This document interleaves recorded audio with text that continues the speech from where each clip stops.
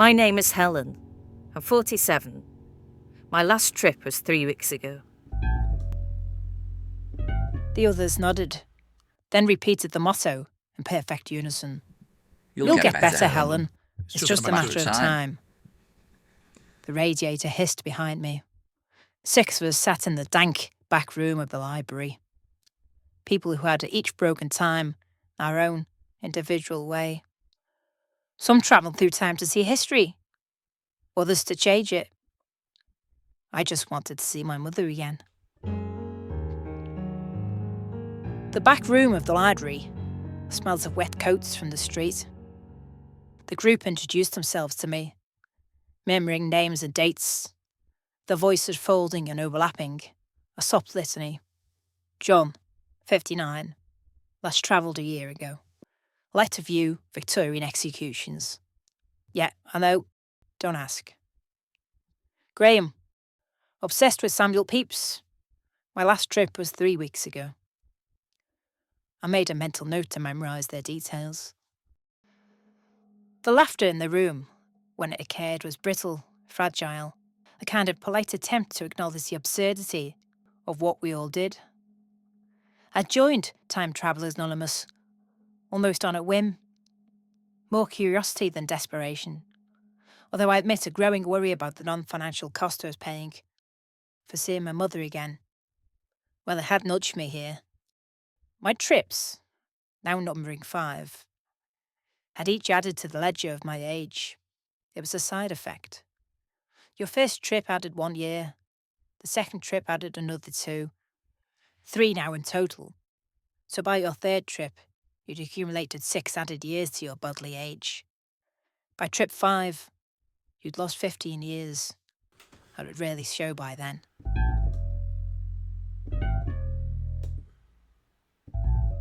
And I could feel that already, in the subtle sag of skin. I hadn't noticed it until I caught my reflection in a window. When Graham casually mentioned to me during the tea break that he was 21, well, I was genuinely shocked, as he resembled a man in his early 70s. That's what 10 or so trips do to you, replied Graham. But can I stop? No, I can't. I pitied him and understood completely. The act of returning in time to a period you had only dreamed about, imagined about, was an incredible technological gift. A gift that had addiction as its middle name. I watched as Yu'd and Ard for making joints, as he bent down to the cupboard to retrieve the biscuit tin kept there between meetings. With those 36 hours back in time each trip worth it? Worth the aging it brought? Of course not now. But the sheer, unadulterated pleasure I got in seeing my mother alive again, youthful, complete, unriddled by cancer, overcame all these realities, or at least it had done so, 5 times so far. It was a motley group. Graham, obsessively devoted to Pepys, carried himself with the quiet frenzy of a man chasing recognition across the centuries. He'd begun timing his trips to coincide with diary entries, waving and calling out to the man, who could not, by all known laws of time travel, even see him. But even so, he'd reread those same diaries after every trip, a repulsive quest for the faintest nod of acknowledgement. I didn't judge him. Perhaps I even envied him. John, pale and fidgety, not a likeable man, even before you knew of his interests, visited Victorian executions.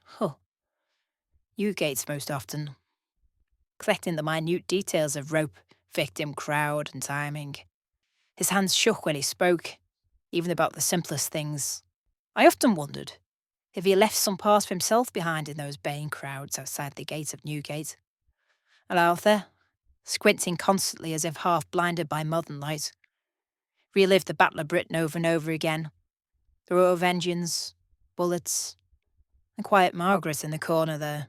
6 trips down into Roman Britain. And then there was me. Less dramatic, less historical, less heroic.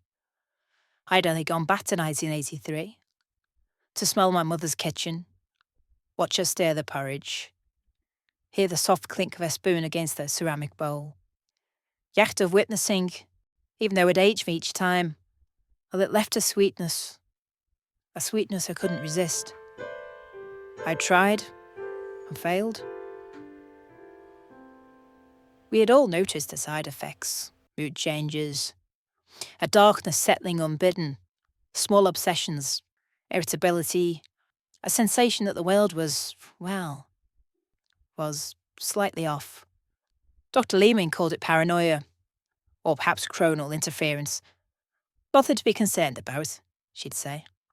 John had confessed once to seeing a shape near Newgate. A watching thing, he said, voice low, almost swallowed by his own fear. Arthur sometimes smelled engine oil and smoke for days afterwards. I could swear more than once that Dr. Leeming, the group's leader, herself a now abstinent traveller in time, that her reflection lagged behind her movements in the window ever so slightly. The tiniest ripple in her otherwise calm presence. Dora, who had not attended in months now, was what we call a nappy, a non-affected person pursuing youth, the rarest among us. She actually grew younger with each trip, the inverse of the rest of us who paid in decades. Rumours swirled about her disappearance, whispers that she was trying to reverse herself entirely out of existence. But others murmured that she claimed she had glimpsed a thing too. The shadow, the energy, the master built behind time, growing strong with every trip any of us made. Dr. Leem dismissed all talk with that thing, of course. No scientific basis, paranoia brought on by the process, etc., etc. But that talk always resurfaced as we made tea in the little kitchen. Made tea away from her ears. It always did. On my fourth trip, I hadn't visited my mother in her home. Instead, I chose Whitechapel, 1888, tracing the alleys and fog-drenched taverns once haunted by Jack the Ripper. It had always been an obsessive interest of mine. Perhaps once and for all I could discern the reality behind the perpetrator. The air there was thick, almost vibrating, as if the centuries of malice, violence and fear had condensed somehow into a tangible presence. Standing on the site of the second murder, I felt a shiver that had nothing to do with the cold. A thread of thought suggesting the thing had haunted us might be the same energy, accumulated over decades, that fed those crimes. I wandered along the narrow, cobbled streets, imagining footsteps that would never be traced, lantern light flickering over the faces of women long gone. Every shadow seemed alive, every whisper of wind a potential witness. On my return, I was convinced I was not alone on these journeys back. Something followed, something seemingly intangible, but now ever-present. At the next meeting, the room felt heavier still, each person seemingly burdened with an invisible weight. Graham was feverishly recounting a diary entry. He insisted that a glance, a pause, a half-heard comment could be registered across time. His obsession was compulsive.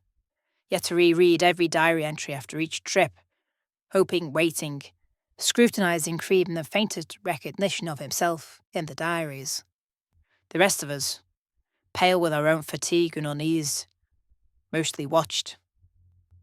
Some of us silently judging. John said that he was done with it all, that he'd made his last trip, but somehow his claim seemed unconvincing, half-hearted somehow, as if in his head he was already planning his next gallows fest. I sat back, not really tuned in to what was said that evening. The laughter of the others seemed to hang too long in the air, hollow and brittle. I thought instead about the mirrored reflection in the hallway at home, the one that sometimes moved independently now. I wondered if perhaps all of us had begun to fracture in ways too subtle to actually measure. Then came my latest trip, to see my mother again. The usual procedures, but when I opened my eyes again, I was back not at the TT centre, but instead on the street outside the library. My body felt heavier still, slower than ever. And then I saw it. The thing, now fully formed, vast, trembling at its edges, composed of all the flickers of time we had disturbed, stood there at the bend in the street. It was horrific beyond words. And I knew somehow that we had all of us, all the time travellers in around the world, we'd fed it somehow. Had fed it until the point that it could now exist here, with us, in our present. And then through the haze, I saw myself, younger, briskly walking up the pavement, checking a watch, entering the library for another meeting. The other me entered, the door closed softly behind me. Hair. I tried to call out, "Hey! Hey! Hey!" but my voice was swallowed. I remained there, unable to move, unable to speak, feeling years press into me, realising that time itself, the thing we had all worshipped and endured, was finally on the other side watching, or somewhere in the quiet library behind the closed doors. Graham still read Pepys, oblivious to the creature outside, his eyes flicking across the inked pages for a recognition that would never come. I tried to call out again, "Hey! Hey! Hey!" but once again my voice was swallowed. Silence pressed around me, thick as fog. The streetlights flickered. Somewhere deep inside, a small, absurdly human part of me wondered if it was all my fault, if curiosity and obsession had conjured something that could not be controlled. And yet another part of me, darker, more stubborn, wanted to see what came next. No doubt I would soon find out. Because in the end, it was only a matter of time.